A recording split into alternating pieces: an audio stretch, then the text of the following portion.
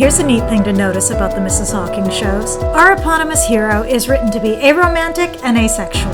That makes her pretty unique among action heroes, and it's a really important part of her journey as a character. One of the most central themes of our story is how people can suffer within the limitations of a restrictive society like Victorian England.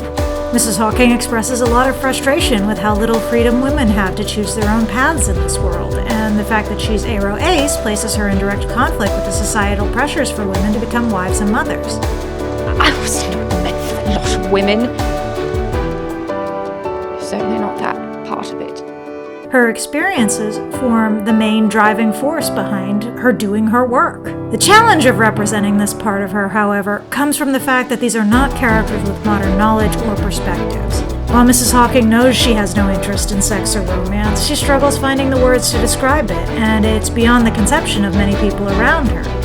Others know from their own ways.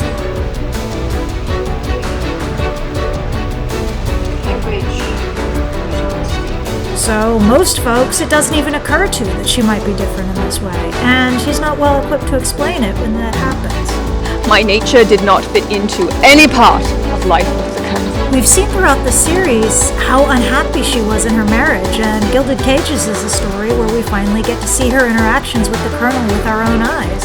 So, this is an important factor in depicting the complications of their relationship.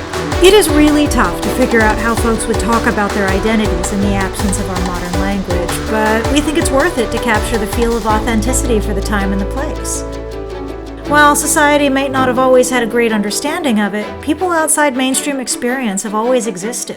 So it's important that we include that in order for our world to feel fully realized. And you can see for yourself how well we capture this throughout the series here on our YouTube channel at Mrs. Hawking.